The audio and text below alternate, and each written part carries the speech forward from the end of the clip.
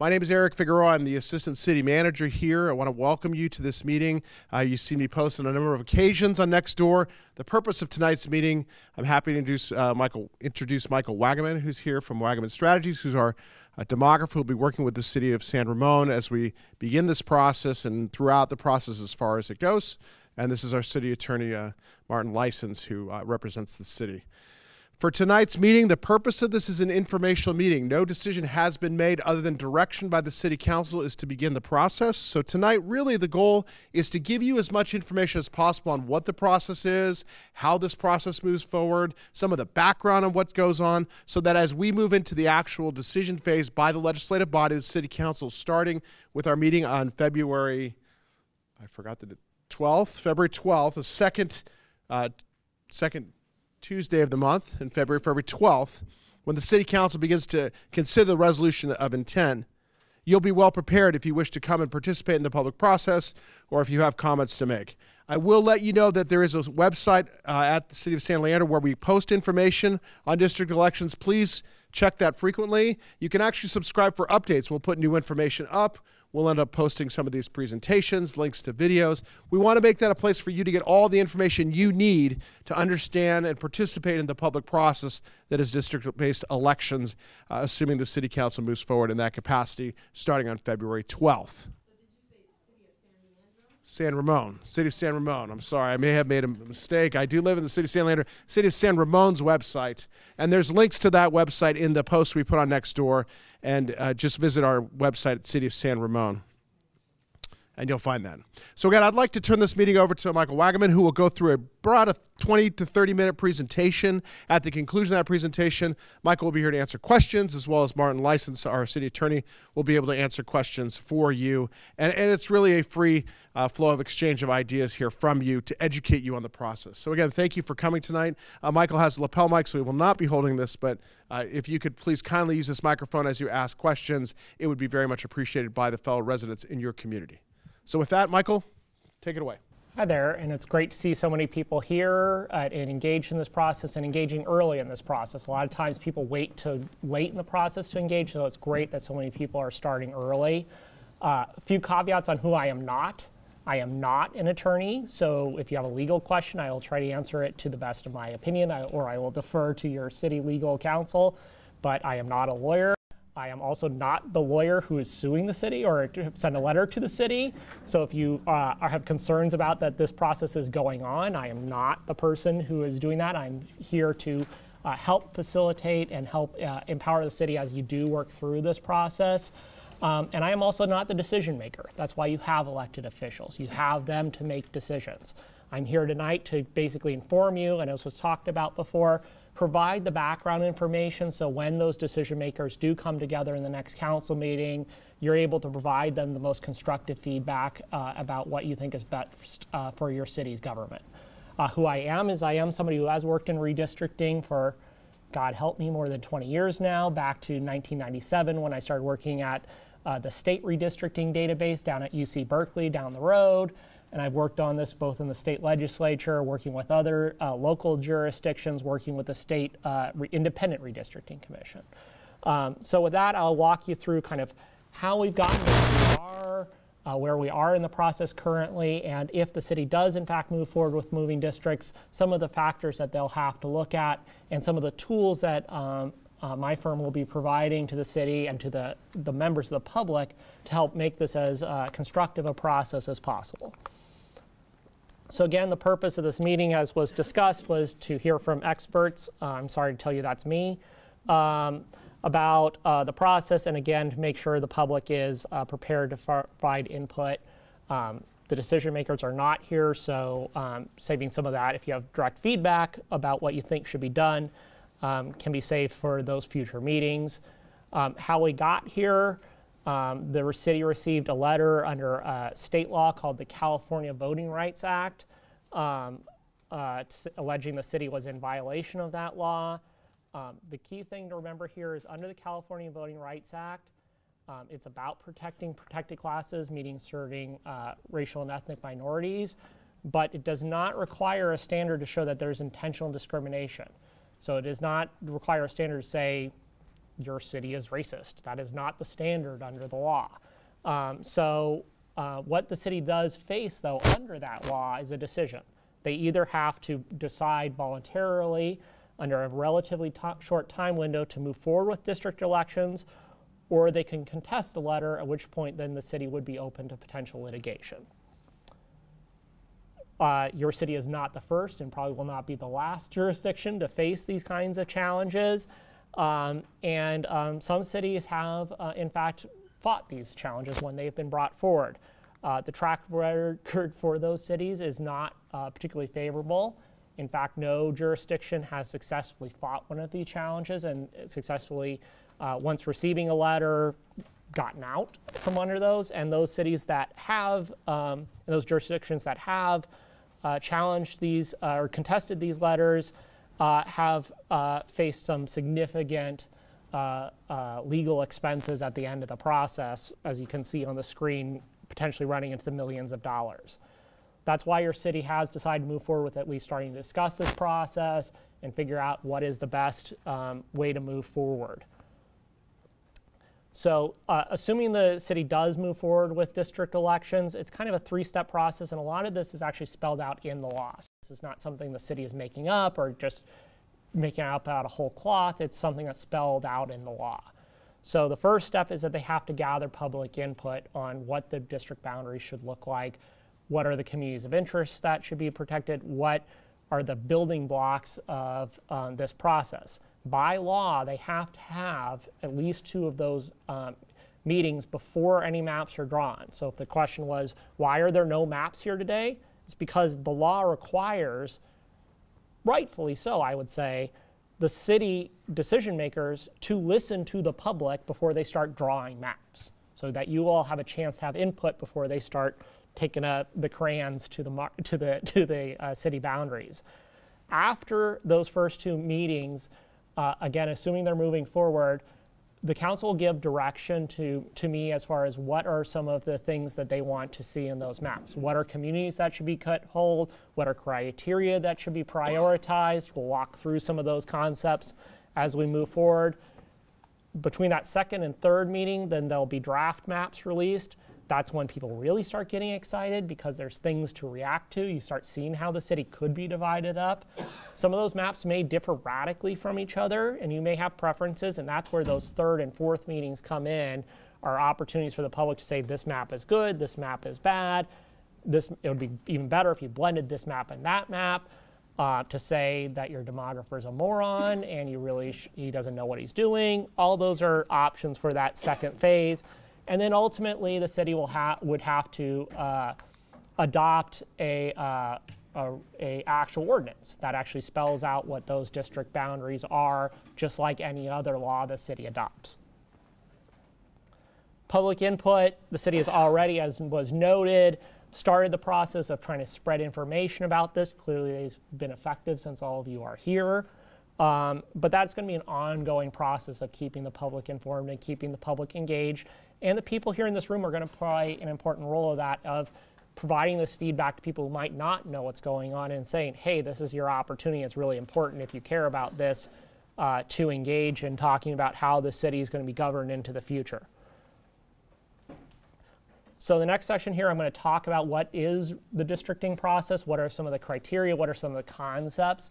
So again, should you continue to participate in this process, you are able to use some of the terminology and the vernacular that is part of this.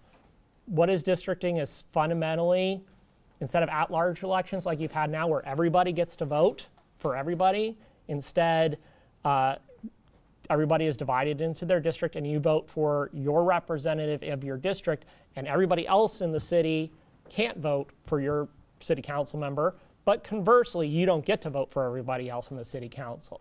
The city here has, I think, preliminarily determined if they do move forward with districts that the mayor would still be elected at large. So you're talking about 4 districts and a mayor elected at large. And those lines matter because they decide how, they affect how people are represented. So deciding which groups of people should be put together, which are the kind of graphics you see here. There's lots of ways to divide up this theoretical city of 16 people, and different ways may empower different people in different ways, and some might be good and some might be bad. for orientation, the city of San Ramon, one of the things that is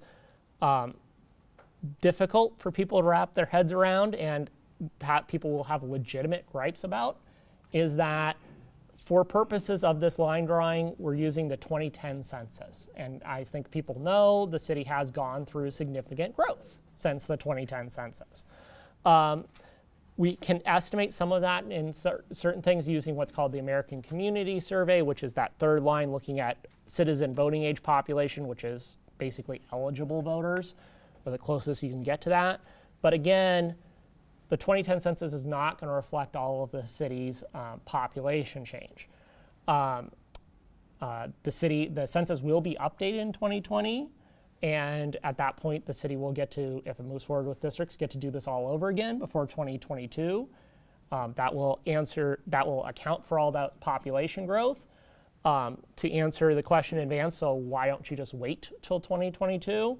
That is a logical question to ask. Unfortunately, under the California Voting Rights Act, that wouldn't provide you that legal protection. You have to move forward with district elections by a certain prescribed timeline, or else you still face that potential legal exposure. So that's why you are facing the potential of doing this whole process now, and in a couple of years doing it all over again. But these are some of the demographics of the city, so you can kind of see who are your neighbors.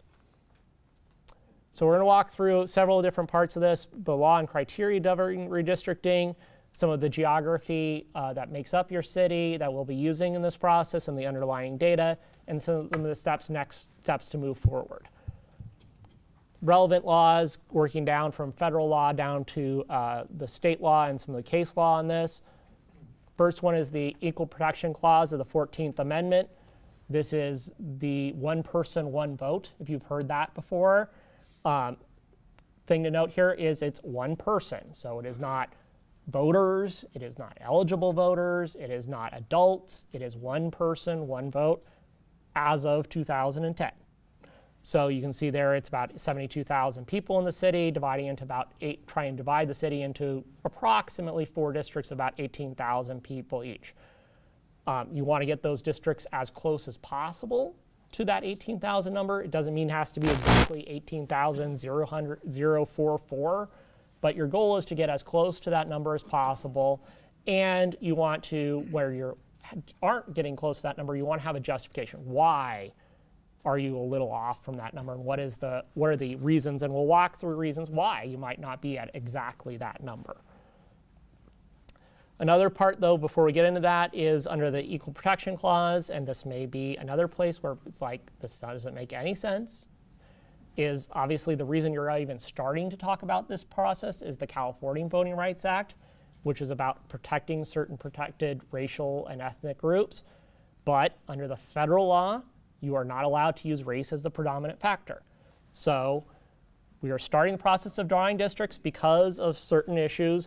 But in drawing those lines, you can't draw those lines specifically between race and ethnicity. So you want to look at traditional race-neutral criteria.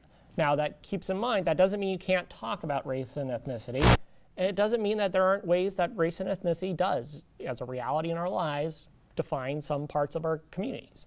And sometimes there are factors there that will tie into things that are not racial and ethnic factors. So, for example, socioeconomic status, how many people have children, where do they shop? All of these other criteria will come into place, but that are potentially correlated to race, but are not explicitly race and ethnicity.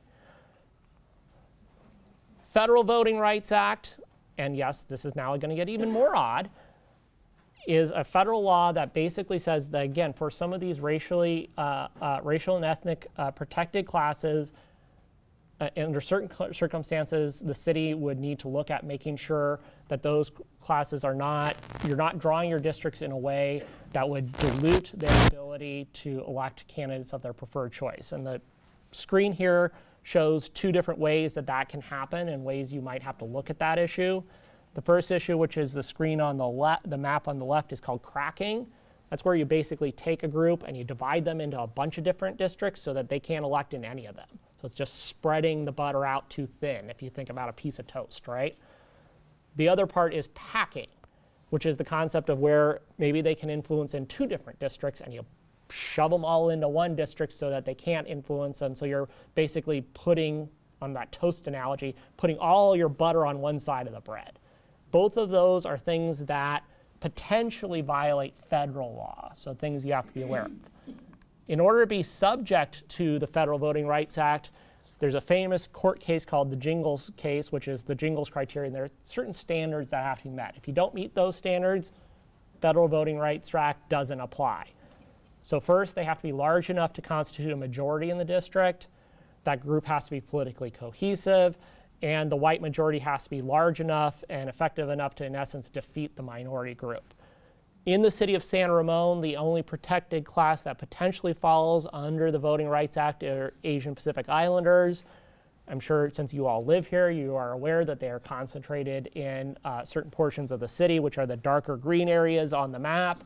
So this is a factor that if you are participating in the process going forward, there may be discussion about the Federal Voting Rights Act and about making sure that you are not in violation there. And in dealing with one lawsuit, you're not exposing yourself to a different lawsuit.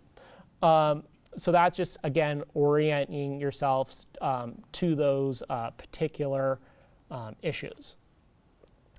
Again, the Federal Voting Rights Act is about how you draw the lines. The California Voting Rights Act is about whether you should draw lines. That's the distinction to kind of draw in your head. The only other part that the California Voting Rights Act may affect in your process is that it does favor, if you do have a district that has a significant population from a protected class, it favors those districts going first. So having those people vote earlier versus making them, in essence, put off their elections. So that may be something that comes up later on, but again, many steps between now and there. California Election Code spells out certain criteria that the city should look at and consider as it, or can consider as it moves forward with this process. We'll walk through each of these. Contiguity is a pretty easy one. It means that all the districts should be touching and contiguous. So all of it, you know, you shouldn't have like the northeast portion of the city and the southeast portion together and nothing connecting them. There is an exception if you have an island, which is a non-contiguous portion of the city, which you actually have, which is, if you looked at the map, I think it's number 32, and you might have asked what that is. It's a park, so that's why there's no people there, but it is a non-contiguous portion of the city that has to be put somewhere. But with that exception, districts need to be contiguous, not like the purple district in the map in the corner. Compactness. Compactness is something that I say is something that employs political science professors because they like to come up with very complicated formulas to try to determine what compactness means. I won't walk you through the dozens upon dozens of formulas that have been come up with. Fundamentally, it's the eye test, though. Does this district look like something normal, or does it look like that dreaded gerrymander word, right? Like, why does this look this way? And you can see that on the maps on the bottom, one of them looks prettier, for lack of a better term, than another one. And that's really what you're talking about when you're talking about compactness is the district relatively smushed together or not? Now, that doesn't mean that your city should be drawn in a bunch of squares, because there are a lot of times that the city doesn't line up that way and the population doesn't line that way. And we'll talk about a couple of exceptions to that. Topography is one. Rivers, roads don't always go in squares. So, you know, there may be reasons that neighborhoods are sometimes stretched out because of the way developments are done. And so that's that graphic on that bottom there is those square districts looked lovely, but if you had a blue river running through there, you basically have a blue piece of geography that's dividing up those districts in a way that maybe doesn't make perfect sense. Dory Valley is a piece of geography I think you all know here that is not a square. And to draw a square there might end up in districts where you have people on two opposite sides of a geographic divide, and putting them in the same district may not be as representative as a district that might be a little bit more stretched out. So those are the things you want to be looking at are if a district doesn't look compact, why? And there might be a justifiable reason why. Communities of interest are another example of this. Communities of interest are, again, something that redistricting lawyers love to make money off of, but it's actually a concept that's easier than it sounds. It's just fundamentally, who are the people who want and should be put together for purposes of representation? So there are a lot of ways you can define that, and those will vary, and people may have different definitions of what their community is. Even your neighbor might have a different definition of their community than you do.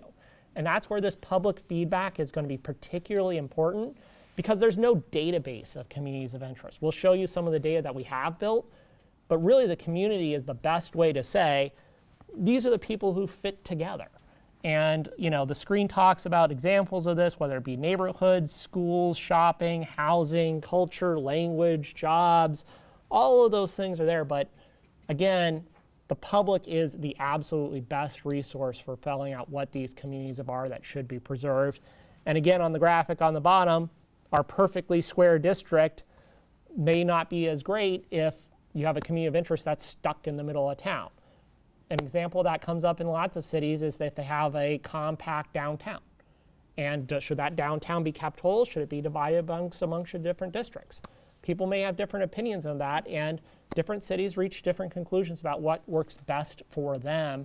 And again, that's where the public engagement is so critical. Geography and data, this is the building blocks. These are the toys that we'll put together. I apologize to tell you that on that upper right-hand corner, there's a map that shows the census blocks for the city that clearly is not showing up very well at all because the lines aren't thicker. So I'll show you those later. But the city has approximately 800 blocks according to the US Census. Those are not the same as a city block. These are what are called census blocks. Those are the dividing lines that the census uses to break up your city. Those are the smallest little pieces we have to move around. So if you're thinking about you're putting together a puzzle, you have 803 little puzzle pieces that can move around. A little bit better here, the next step up are these census blocks, which are these blue lines, which you can actually see. There are 33 of these in the city. Importantly, these are bigger building blocks. The census, in addition to the count that they do every 10 years, is constantly every year doing what they call the American Community Survey, which is where they're asking a portion of the city, who lives here, how many people live here, what are their demographics. But again, it's a survey, so it's not a count of every single person. The good thing is it's updated every year, so some current data, this is a way we can access that. But again, those are much bigger chunks than the 800 building blocks when we were looking at the census blocks. Census tracts are even bigger. These are those red lines. Some census data is only available at those levels, but again, if you're trying to draw 4 districts and you only have 16 tracts, that's not a lot of building blocks to move around and a lot of nuance you lose. So the actual redistricting process will use a combination of these census geographies to try to establish your district boundaries. One thing we do to try to facilitate public input, as I emphasized earlier, communities of interest are something that don't require technical know-how. That requires you knowing your community and being able to talk about your community. That said, some members of the community really get into this stuff and really want to draw their own maps, and we want to encourage that if that is something we want to do. Some members of the public also find 800 and some odd little building blocks to be overwhelming, and that you don't want that to be a barrier to participation. So that's where we use these slices, which are based on those census block groups we talked about earlier, where the city's been divided into 32 little chunks. They're about 2,000 people each.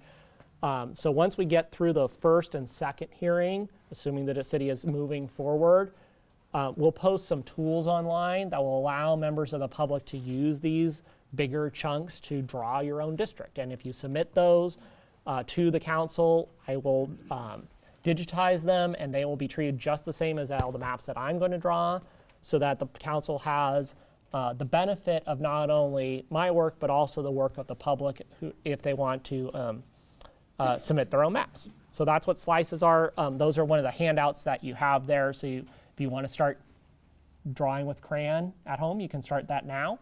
But again, I would just emphasize the public has a role in this process that goes beyond and starts well before the maps are actually drawn. Again, the ability to talk about should this process go forward? What are the communities of interest that should be held? What are the criteria that should be prioritized?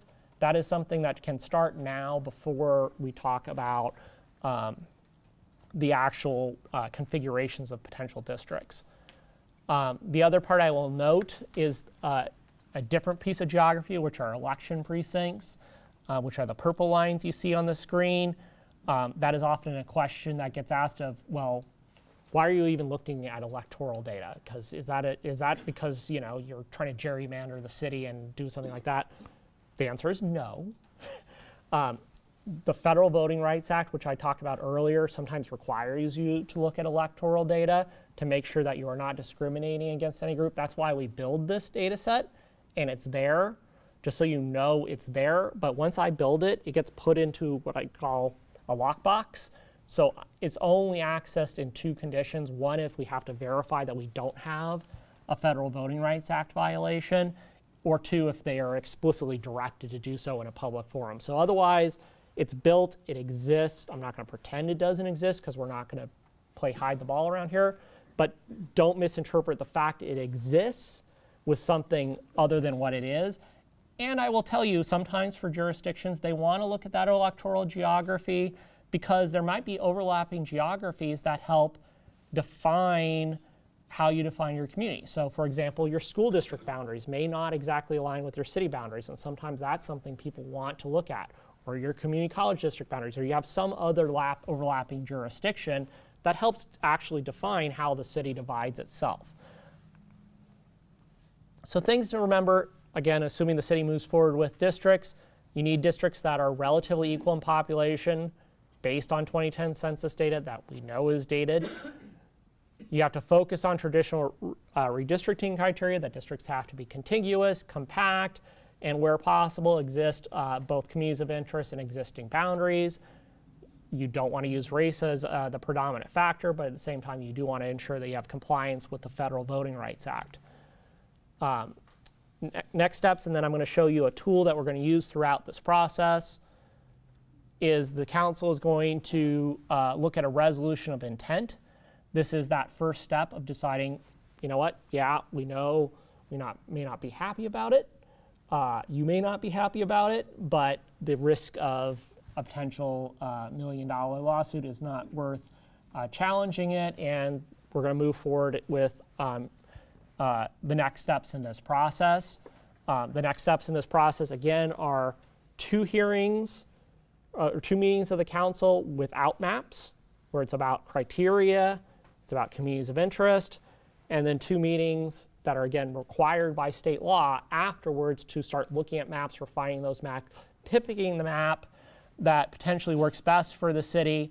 And only after that, then the city would move forward with drafting an actual resolution or an actual ordinance. And the ordinance is when kind of the make or break point of actually deciding, okay, we're making the leap. Resources for more information. I will note, and as was talked about in the beginning, we're going to be adding additional documents to that throughout this process. So they're going to be shortly adding some of you have some maps here to start the process, some additional maps that show the city, show additional layers of geography to, again, help facilitate testimony.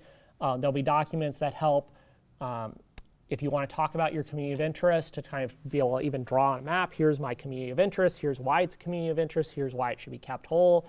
All these tools to try to facilitate the public staying engaged in this process. You obviously see the staff contacts on the screen. And I think I'm at the end of the presentation, so I'm going to tab off here and just show you really quickly. This is the software that we'll ultimately actually be using for the process. This is interactive software, so when you come to a council meeting, assuming you do come to a council meeting and talk about this, this will facilitate that testimony. So this is interactive and live thing. So if you say, I live in Doherty Valley, I can zoom in and we can zoom into those areas. If you say, I really think that one of the things you need to look at are land use areas, we can bring those maps up. If you wanted to say, you know, I think it's really important you look at the subdivisions of the city, we can bring those layers up. All this stuff will be there on those maps. We'll work on the fact that this room's a little brighter than I thought it was going to be, so some of these might not be popping up as well for you to see here, but this will be the tool that we use to help facilitate that public discussion. It'll also be the software that we use when we actually have maps. So if there's a map, it'd be like, you did a great job, but you just got to move these 3 blocks over here, because otherwise you're dividing our homeowners association. We'll be able to bring that up and be able to allow the council to see exactly the issues you're talking about. Just to let you see that tool that we'll be bringing forward. And with that, that is the end of the presentation here. I will, again, just half a second, happy to answer questions about what is this process, what are, if anything, I didn't explain clearly. If there are questions about how the city moves forward, I may defer to city staff. And then, obviously, as I said before, I am not the decision maker. None of you voted for me. I shouldn't be the decision maker in this. So those questions will be appropriately reserved for your elected officials. Before we go to question and answers, Martin, did you want to add anything in terms of the process of the legislative body making their decisions? Thank you, Eric. Just very briefly, I want to just reiterate that we are in the process in the very preliminary stages as yet. The resolution of intent will go before the City Council on February the 12th. And it's that meeting where they're going to decide whether or not to start the process of moving forward with these public hearings as they've been laid out here. It would be that time when the council would hear any comments or concerns that you might have during the public hearing, and they would take all such testimony. And at that point, they would have the option either of adopting the resolution of intent, of declining to adopt the resolution of intent, or to put it over for one other opportunity to take public testimony before making that decision. So that's where we are. We're still in the preliminary stages, and we'll know a lot more once we've heard from the council. So hopefully this was helpful to you and the other members present and those watching online to facilitate all of that kind of feedback. So on behalf of the City Council, City staff, I'd like to thank you for coming out tonight and participating in this important issue. Again, this meeting was informational. I'd like to thank those watching online as well. The next action by the City Council will be at the February 12th meeting, where the City Council will consider a resolution of intent to move towards district elections, and we invite you to come and participate in that public hearing process. And again, thank you for your time. Please make sure to visit our website at the City of San Ramon, where there'll be more information and updated materials on that. And anything you have questions on, you can, if you want to flip to that last slide here, we do have an email set up called districtelections@sanramon.ca.gov. The reason it's a little impersonal is because we wanted to be able to archive that information. So if folks want to know what questions are being asked, we can easily produce that information for the community to understand what your fellow residents are asking regarding this process. So again, thank you for coming tonight, and we appreciate your time, and that ends our meeting.